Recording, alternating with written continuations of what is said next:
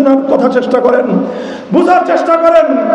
আজ এই সমাজের সাথে আমাদের একটা দ্বন্দ্ব, আজ এই সমাজের সাথে আমাদের আলেম সমাজের একটা দ্বন্দ্ব। আর সেই দ্বন্দ্বটা হলো, এই সমাজ আমাদের আলেমদেরকে মসজিদের মেহরাবে দেখতে পছন্দ করে, এই সমাজ আলেমদেরকে মসজিদের মিম্বার পর্যন্ত দেখতে পছন্দ করে, এই সমাজ আলেমদের কাছ থেকে সবিনার খতম শুনতে পছন্দ করে, এই সমাজ আলেমদের কাছ থেকে মিলাদ শরীফের দুরূদ শরীফ শুনতে পছন্দ করে, এই সমাজ বাবা মারা গেলে আলেমদেরকে দিয়ে দোয়া করাতে পছন্দ করে, এই সমাজ সন্তান জন্ম নিলে আলেমদেরকে দিয়ে আযান দেওয়াতে পছন্দ করে, এই সমাজ তাফসীরুল কোরআন মাহফিল হলে হুজুরদেরকে ডেকে তাফসীরুল কোরআন শুনতে পছন্দ করে, এই সমাজ আলেমদেরকে ডেকে ওয়াজ মাহফিল হলে ওয়াজ শুনতে পছন্দ করে। আর যখন বলা হয় আলেমদের নেতৃত্বে সমাজ গঠন করতে হবে, আলেমদের নেতৃত্বে জাহিলিয়াতকে পরাস্ত করে আল কোরআনের সমাজ করতে হবে, তখন এক শ্রেণীর মানুষ দাঁড়িয়ে যায় বলে হুজুরদের মধ্যে রাজনৈতিক লোক জন্ম নিয়েছে।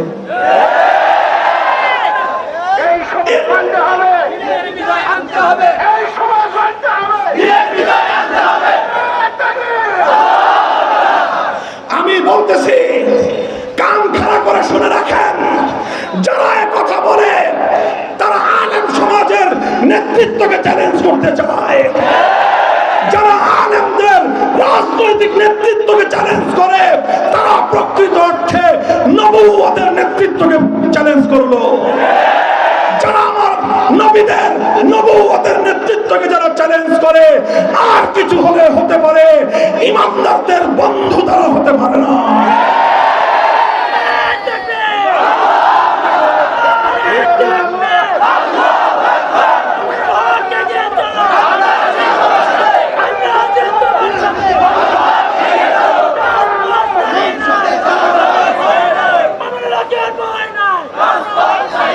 একটা কথা মনোযোগ দিয়ে বুঝেন, কেউ এটা মনে করেন না যে হুজুর এখন আবার রাজনৈতিক ক্যাম্পাস শুরু করলো।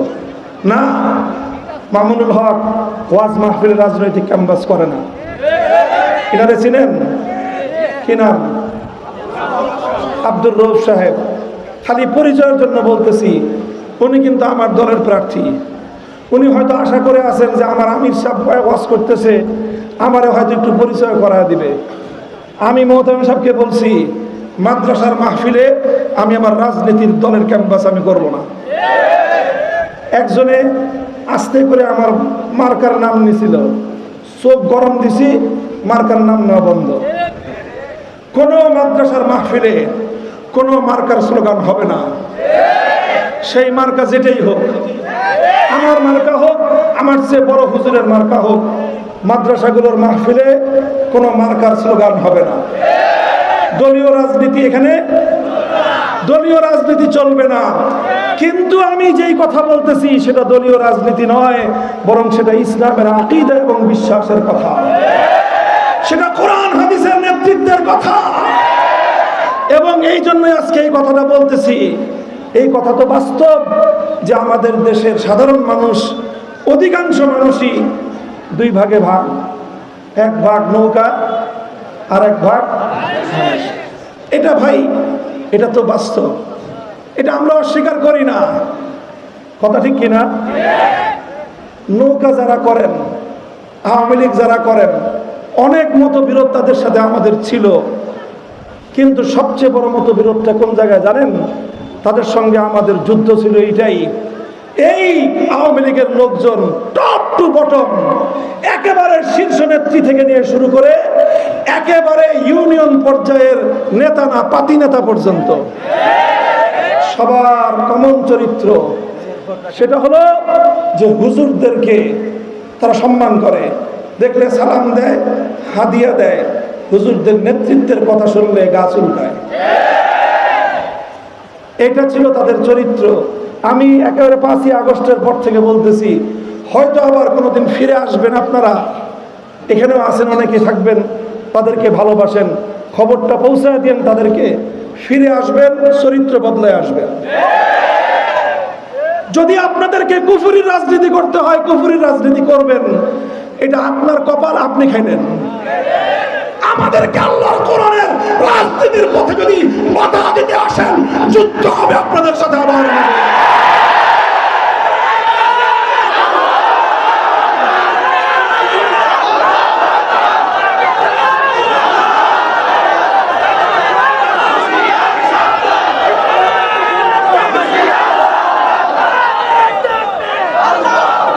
এটা তো বললাম তাদের কথা যারা এখন নাই। ভাইবেন না যে নাই দেখে আমি এত জোরে কথা বলার সাহস পাইছি, ব্যাপারটা এরকম না। যখন ছিল তখনও এর চেয়ে কম আওয়াজে বলি নাই, আপনারাই তো সাক্ষী। আরে ভাই, সত্যের কথা বলবো, ইমানের কথা বলবো, মূর্তির বিরুদ্ধে কথা বলবো, আল্লাহর বরাদ্দের কথা বলবো। কেউ এতে বেজার হলো না খুশি হলো সেটা দেখার দায়িত্ব তো আমার না। তাদের কথাটা বললাম, সামনে যদি আসেন এই চরিত্রটা বদলে আসবেন। আপনি আপনার কুফরির মতবাদের রাজনীতি করতে পারবেন, আমি আল্লাহর জমিনে আল্লাহর দ্বীন কায়েমের রাজনীতি করতে পারবো না। দেশটা কি মগের মূল্য? আরে ভাই, 90% মানুষ কি মুসলমান না?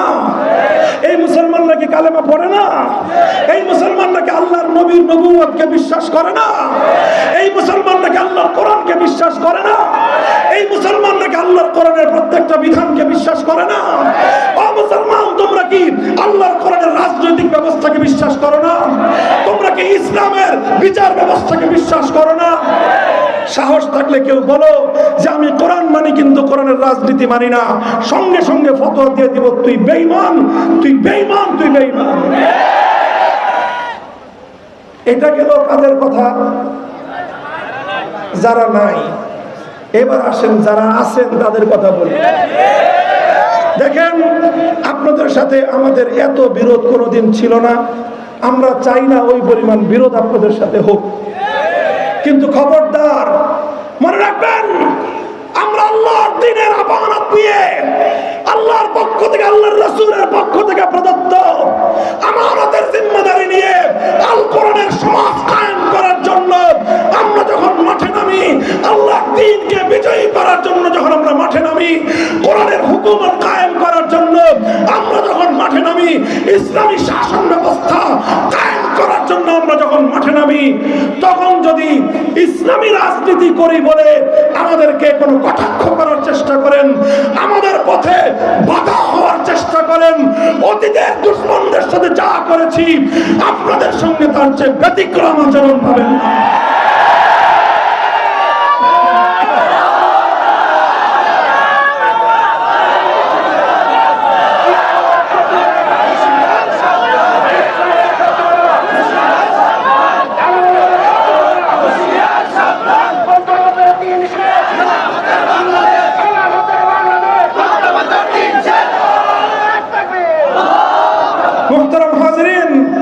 আমার এই পর্যন্তের আলোচনার একটা শেষ পর্যায়ে আমি যেই কথাটা আপনাদেরকে বোঝালাম, সেই কথা হলো উলামায়ে কেরাম, আলেম ওলামা, যাদের বুকের মধ্যে আল্লাহর কোরআনের ইলম, যাদের কাছে আসমানি ওহীর ইলম, যাদের কাছে ইসলামী শরীয়তের ইলম, যাদের কাছে আমার নবীর হাদিসের ইলম, তারা যেমন মসজিদের ইমামতি করবে, তারা যেমন মসজিদের মিম্বরে খুতবা দিবে, তারা যেমনি ভাবে খতম এবং মিলাদ পড়াবে, তারা যেমন দোয়া এবং দুরূদ করাবে, তারাই জাতিকে সত্যিকার নেতৃত্ব দেওয়ার অধিকারী, তারাই নেতৃত্ব দিবে, তাদেরকে আল্লাহ এবং তার রাসূল নেতৃত্বের জিম্মাদারি দিয়েছে।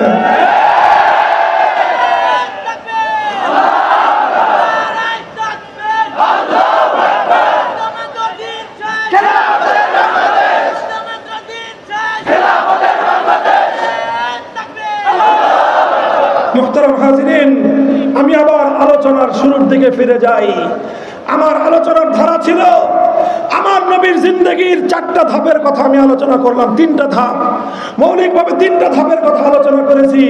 প্রথম ধাপ, আল্লাহর নবী মক্কায় 13 বছর পর্যন্ত নীরবে নিভৃতে শান্তিপূর্ণভাবে দ্বীনের দাওয়াত দিয়েছেন, দ্বীনের তালিম দিয়েছেন।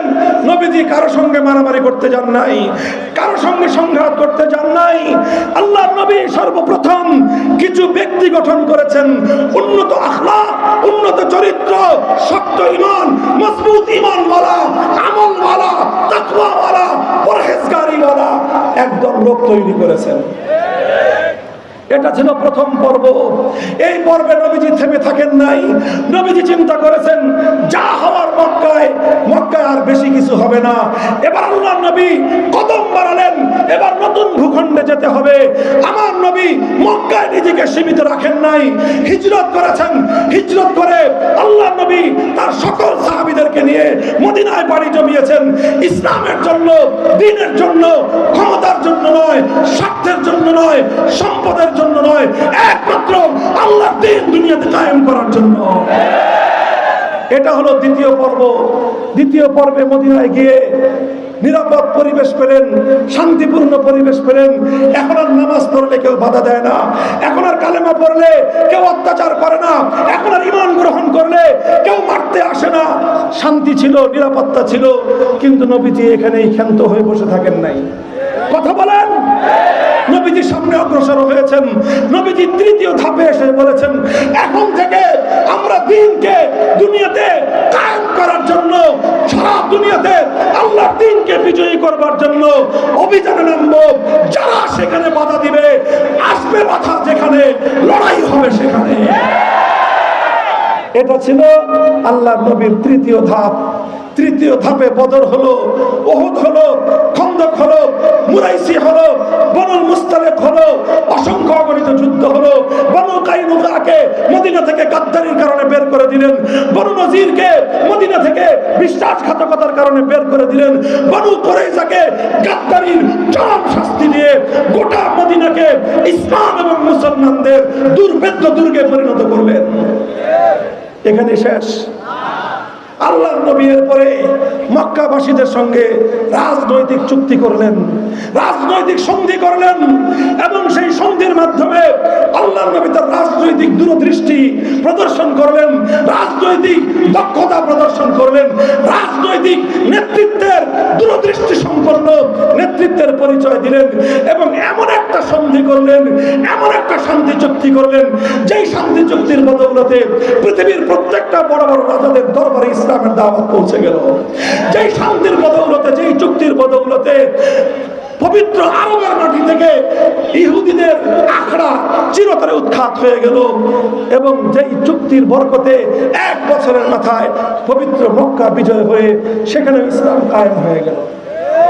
এই সকল আলোকে আমি বললাম, হে আমার আলেম সমাজ, হে আমার তরুণ সমাজ, হে আমাদের ছাত্র সমাজ, আমি বাংলার ছাত্র সমাজকে শুধু স্নেহ করি না, এখন তাদেরকে শ্রদ্ধাও করি। বলবেন ছোটদেরকে হুজুর আবার শ্রদ্ধা করেন কেন? শ্রদ্ধার এই জন্য বললাম, সম্মান করি এই জন্য। অনেক বড় বড় রাজনৈতিক দল পারে নাই, বড় বড় নেতারা পারে নাই।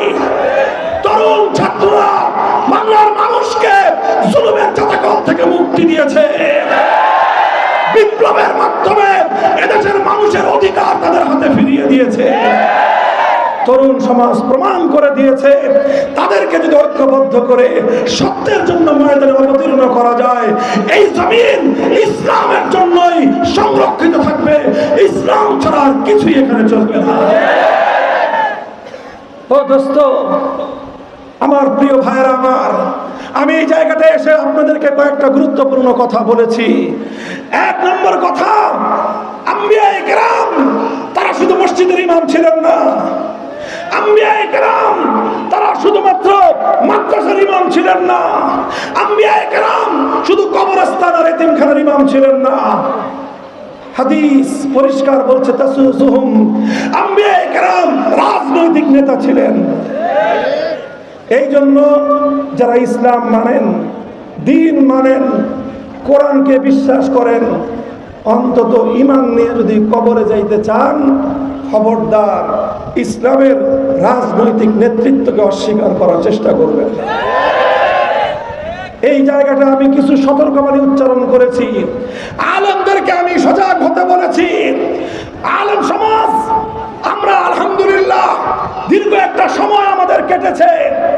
আমরা মাদ্রাসা থেকে যারা ফারেক হতো, আমাদের আলেমরা শুধু মাদ্রাসায় পড়াতাম আমরা। কথা বলেন, অন্য কোথায় নজর দেওয়ার সময় আমাদের ছিল না। কারণ কারণ প্রতি বছর ফারেক হইতো 3000 4000। আমি মাদ্রাসায় মওলানা হয়েছি, দাওরায়ে হাদিস ফারেক হয়েছি 1996 সালে। 1995 এর শেষে 1415-16 হিজরিতে তখন আমাদের দাওরায়ে হাদিস পড়তো 3500 ছাত্র। কত হাজার? গত বছর দাওরায়ে হাদিস ফারেক হয়েছে 35,000।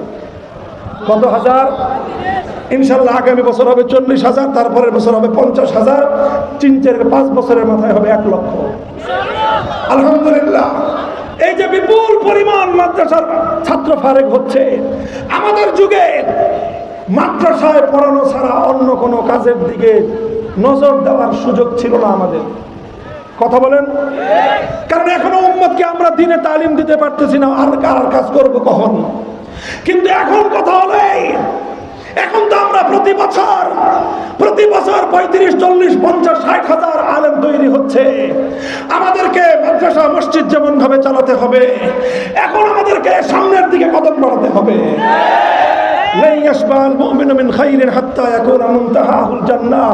মুসলমান যতটুকু পেয়েছে দ্বীনের ব্যাপারে ততটুকু নিয়ে ক্ষান্ত হয়ে বসে থাকতে পারে না। আমার নবী মক্কা নিয়ে ক্ষান্ত হয়ে বসে থাকেন নাই, মদিনায় হিজরত করেছেন। আমার নবী মদিনা নিয়ে ক্ষান্ত হয়ে বসে থাকেন নাই, মক্কা বিজয় করেছেন, ইয়ামান বিজয় করেছেন, বিভিন্ন শহর বিজয় করে আমার নবী মৃত্যুর আগে 12.5 লক্ষ বর্গ মাইল, বলেন 12.5 লক্ষ কতটুকু হয় বলেন তো? আমার বাংলাদেশটা কতটুকু? 55,000 বর্গ মাইল। কত? 56,000-এর কম। এই বাংলাদেশটাকে 14 দিয়ে গুণ দেন। কত? 14 না আরো 25 গুণ দেন। 50-কে 25 গুণ দেন, কত হবে? বুঝেন নাই? 50,000 বর্গ মাইল। এটাকে যদি 25 গুণ দেন 12.5 লক্ষ বর্গ মাইল হবে। অর্থাৎ বাংলাদেশটার সমান প্রায় 24 থেকে 25টা দেশ একত্রিত করলে যত বড় ভূখণ্ড হয়, আমার নবী এত বড় ভূখণ্ডের মধ্যে ইসলাম কায়েম করে, খেলাফত ব্যবস্থা প্রতিষ্ঠা করে, কোরআনের রাজ কায়েম করে, তারপরে আমার নবী রওজায়ে আতহারে ঘুমাতে গিয়েছেন। তাহলে নবীজি মক্কা পেয়ে ক্ষান্ত বসেছিলেন না মদিনায় গিয়েছেন? মদিনা পেয়ে ক্ষান্ত হয়ে বসে থেকেছেন না মক্কা বিজয় করেছেন? শুধু মক্কার মদিনা বিজয় করে মক্কা মদিনা নিয়ে ক্ষান্ত ছিলেন না, ইয়ামান বিজয় করেছেন, বাহরাইন বিজয় করেছেন, শহরের পর শহর বিজয় করেছেন। আমার নবী ইন্তেকাল করেছেন, নবীর সাহাবীরা বলেছেন যে আর দরকার নাই। বলেন, আমার নবী 12.5 লক্ষ বর্গ মাইল এলাকা রেখে গেছেন। আবু বকর সিদ্দিক, ওমর ফারুক বলেছিলেন যে ইসলাম আর ছড়ানোর দরকার নাই, ইসলামী সমাজ, ইসলামী রাষ্ট্র আর বিস্তৃত করবার দরকার নাই, এই কথা বলেছিলেন। তাহলে কি করেছিলেন? আরে মাত্র 11 বছরের মাথায় হযরত আবু বকর 1 বছর 2 বছর, হযরত ওমর ফারুক 10 বছর, আমার নবীর ইন্তেকালের 12 বছরের মাথায় পৃথিবীর এক প্রান্ত থেকে আরেক প্রান্ত পর্যন্ত মুসলমানরা বিজয় করেছে। সাহাবায়ে কেরাম নেতৃত্ব দিয়েছেন, রাষ্ট্র কায়েম করেছেন, ইসলামী আল্লাহর কোরআনের সমাজ কায়েম করেছেন। লা ইয়াশবাল মুমিনু মিন খাইরিন হাত্তা ইয়াকুনা মুনতাহাহুল জান্নাহ। হে আমার ছাত্র বন্ধুরা, প্রথম সম্বোধন করি আমার মাদ্রাসার তালেবে ইলমদেরকে, তারপরে সম্বোধন করি আমার আলিয়া মাদ্রাসার ছাত্র ভাইদেরকে, তারপরে সম্বোধন করি স্কুল কলেজ ইউনিভার্সিটির ছাত্র ভাইদেরকে, এরপরে সম্বোধন করি তরুণ এবং যুব সমাজকে, এরপরে আমি সম্বোধন করি গোটা মুসলিম পুরুষ সমাজকে, এরপরে আমার মা বোন সহ গোটা মুসলিম সমাজকে আমি সম্বোধন করে তোমাদের ভাই আল্লাহর কোরআন এবং নবীর হাদিস যতটুকু বুঝেছি সেই আলোকে আমি তোমাদেরকে বলতে চাই, আমাদের পিছনে ফিরে তাকাবার সময় নাই। যতটুকু পেয়েছি ততটুকু নিয়ে ক্ষান্ত হয়ে বসে থাকার সুযোগ আমাদের নাই। সামনে এগিয়ে চলতে হবে। আমাদের পূর্বপুরুষরা এই জমিন ইসলাম কায়েমের জন্য অনেক ত্যাগ স্বীকার করেছে। ওই লম্বা ইতিহাস আমি বলবো না। 1905 সাল থেকে 1947 সাল পর্যন্ত ইতিহাস পড়ে দেখবা, আমাকে যখন বন্দি করেছিল, আমি যখন কয়েদ ছিলাম, আমার এক চিল্লা গেছে শুধু রিমান্ডে। বুঝেন নাই কথা? এক চিল্লা কয় দিনে? 40 দিন হয়েছে কি আমার রিমান্ড। বুঝেন? জিজ্ঞাসাবাদ। তো আমাকে এসবি, স্পেশাল ব্রাঞ্চ পুলিশের সেখানকার একজন বড় কর্মকর্তা এসে আমার সাথে নানা আলোচনা করতো, তথ্য জানতে চাইতো। আমাকে বলে যে হুজুর, অন্যান্য হুজুররা তো সাথে কোরআন হাদিসের আলোচনা করে, আপনি এই যে আবার ইতিহাস নিয়ে কথা বলেন কেন? এইগুলো না বললে হয় না মাহফিলে। আমি বললাম সমস্যাটা কি?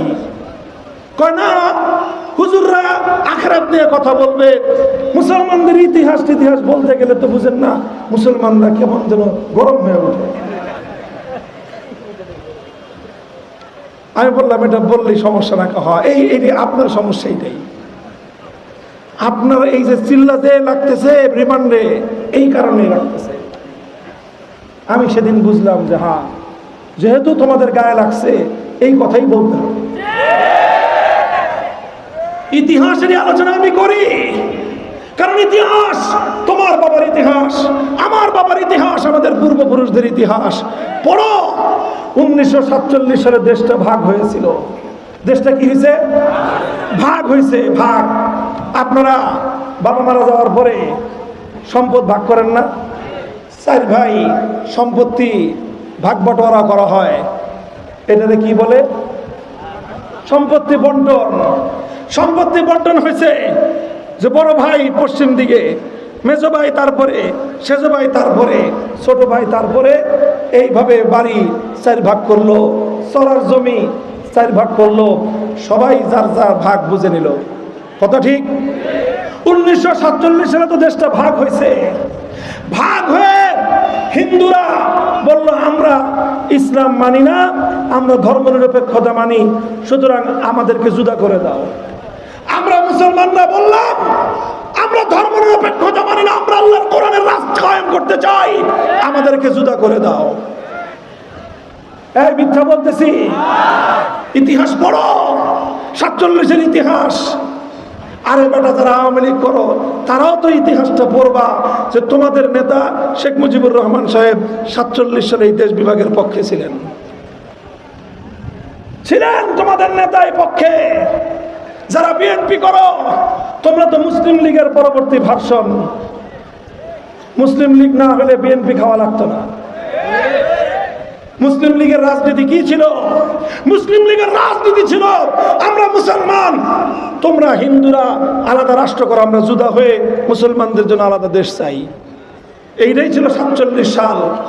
জিজ্ঞাসা করছিল, মুসলমান তোমরা জুদা হয়ে কি করবা? আমরা জুদা হয়ে যা করি করব। আমরা জুদা হয়ে গেলে গরিব হই হব, ফকির হই হব, পেটে পাথর বাঁধতে হয় বাঁধবো, না খেয়ে থাকতে হয় না খেয়ে থাকবো।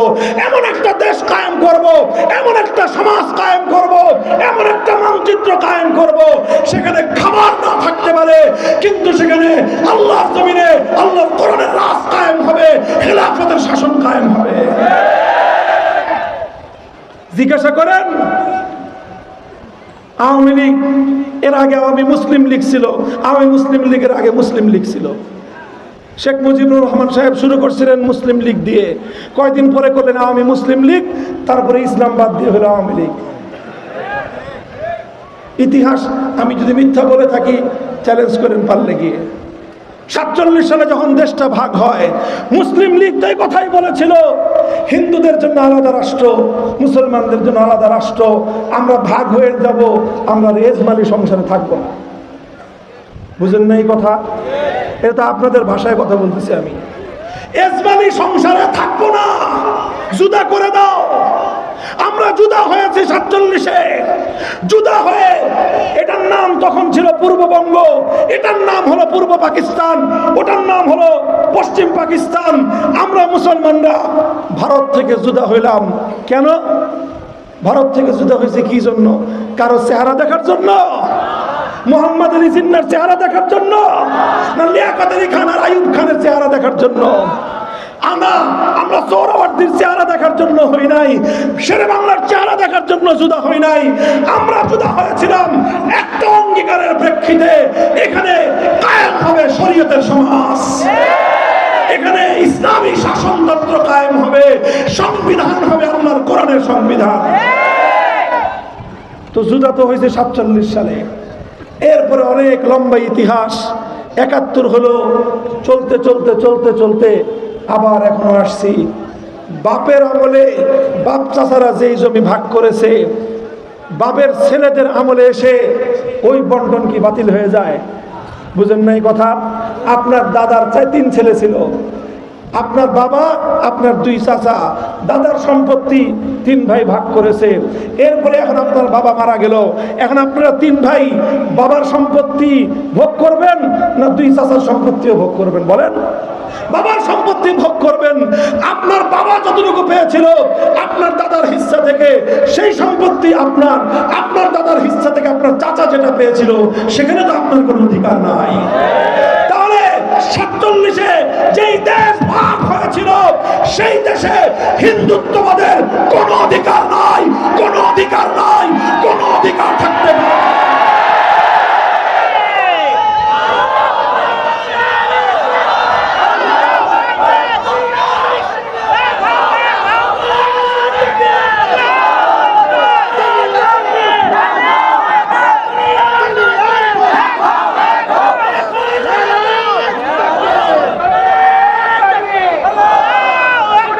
পরিষ্কার কথা, এটা আমাদের ইতিহাস আমি আপনাদেরকে স্মরণ করায় দিলাম। এই জুদা করতে গিয়ে, এই মুসলমানদের জন্য আলাদা দেশ গড়তে গিয়ে এত সহজে করা যায় নাই। অনেক মানুষকে বাপদাদার ভিটে মাটি ছেড়ে ওই দেশ ছেড়ে দেশে চলে আসতে হয়েছে, অনেক রক্ত দিতে হয়েছে, অনেক সংগ্রাম করতে হয়েছে, অনেক জীবন দিতে হয়েছে, অনেক ঘাম ঝরাতে হয়েছে, অনেক অস্ত্র বিসর্জন দিতে হয়েছে। তারপরেই পূর্ব পাকিস্তান এবং তারপরে বাংলাদেশ জন্ম নিয়েছে। কাজেই এই জমিন, এখানে হিন্দুস্তানি রাজনীতি চলবে না, এটা পরিষ্কার কথা। যাদের কাছে ধর্মনিরপেক্ষতা এত ভালো লাগে, বিশাল দেশ পড়ে আছে, আমাদের দেশটা তো ছোট্ট দেশ, আমাদের দেশটার সমান 20টার সমান দেশ ওরা পাইছে। ধর্মনিরপেক্ষতা তার এত ভালো লাগে, চলে যা তোর দাদার দেশে। যাদের কাছে ধর্মনিরপেক্ষতা ভালো ছিল তারা তো চলে গেছে হেলিকপ্টার দিয়ে, তুই কেন বসে আছিস এখনো? এই মাটি ইসলামের জন্য মুক্ত করা হয়েছে, এদেশ ইসলামের জন্য আজাদ করা হয়েছে, এই দেশ ইসলামের জন্য স্বাধীন করা হয়েছে।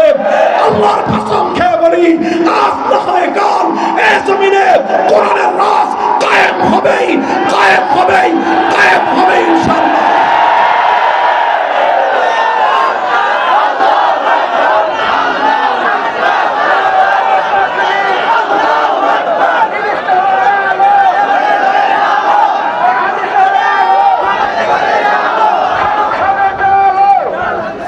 ভাই, আমার আখেরি পয়গাম আপনাদের কাছে, দেখেন আমাদের বাপ দাদারা 1905 সালে আমাদের